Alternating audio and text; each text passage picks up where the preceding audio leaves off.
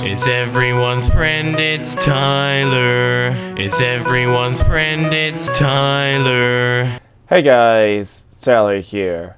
Venezuelans are protesting across the country. A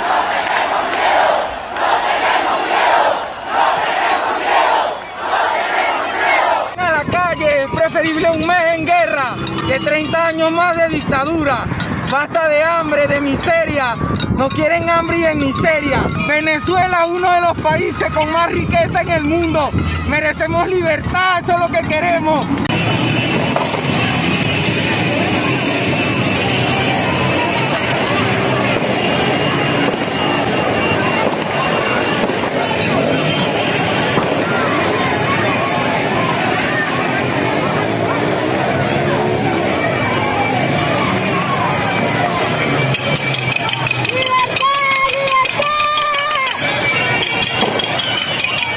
So the question then becomes, why exactly are Venezuelans protesting on the street as I record this video?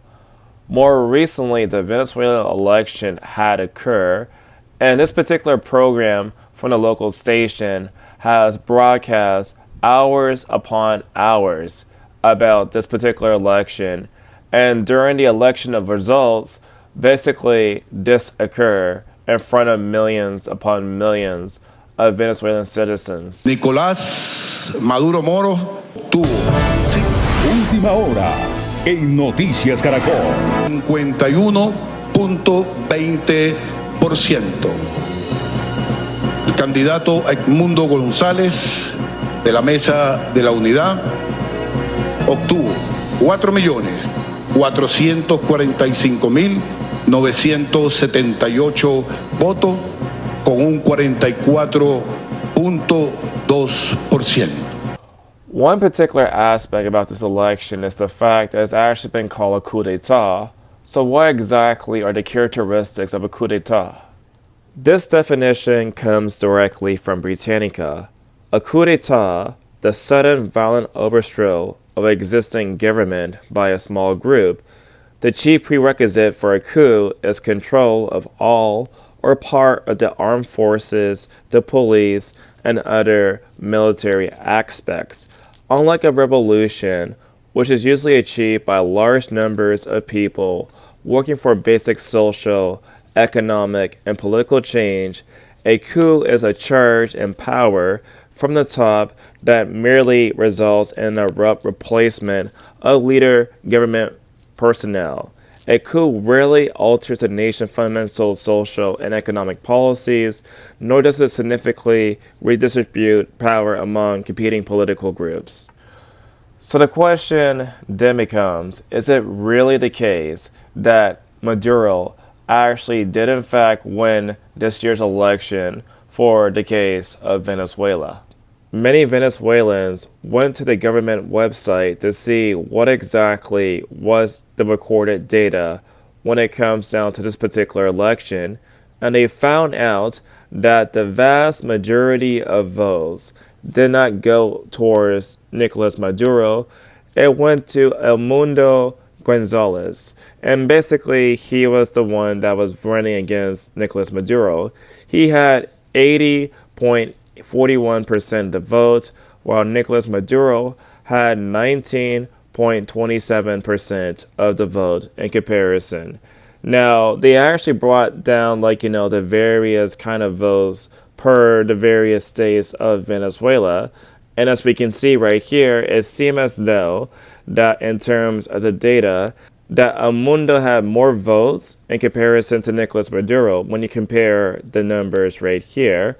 What is so incredibly interesting behind all of this is the fact that Nicolás Maduro seems to blame Elon Musk on this particular issue, on why exactly everybody is basically doing what they're doing on the streets because of platforms like Twitter, also known as X.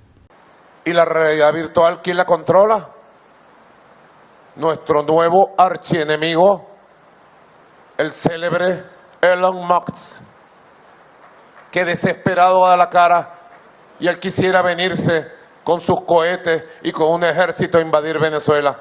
Elon Musk, menos mal que diste la cara, porque sabíamos que tú estabas detrás de todo, Elon Musk, con tu plata, con tu satélite. Pretende él controlar al mundo. Ya controla Argentina, Elon Musk. Va por el litio de ustedes, pueblo argentino. Ya controla Ecuador.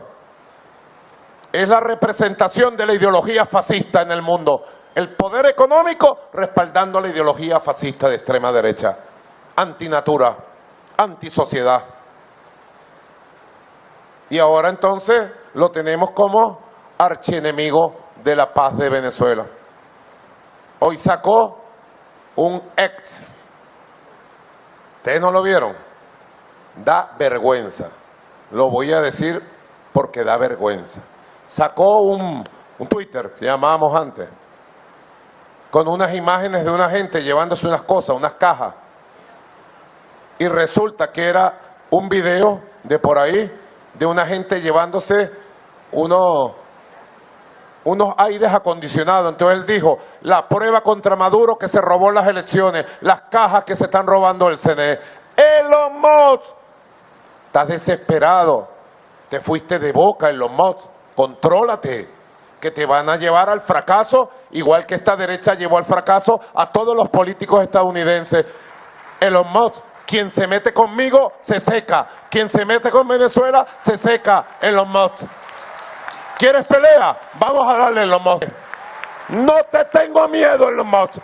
In response to Nicolas Maduro, Elon Musk basically wrote this right here. So pause the screen right here to see what exactly he wrote down. And you guys can see how harsh he is towards that guy. When Elon Musk said that donkeys are much more smarter in comparison to Maduro, honestly, he's not totally wrong on this particular issue. And the situation in Venezuela is so incredibly sad. Venezuela used to be one of the richest countries in the world. Now it seems as though, thanks to what happened much later on with the Chavista and also with the case of Maduro, it's like one of the most poorest nations across the whole entire globe. And unfortunately for the case of the currency, the Bolivar, that has no kind of worth whatsoever. It seems as though that video game currency like World of Warcraft has much more value in comparison to something like the Bolivar. When it comes down to the whole entire issue of poverty, many Venezuelans are poor in comparison to many other kind of nations. When it comes down to the issue about starvation, every single Venezuelan are starving in that particular country. And it's like a very sad situation where there's like no food for many people to actually afford.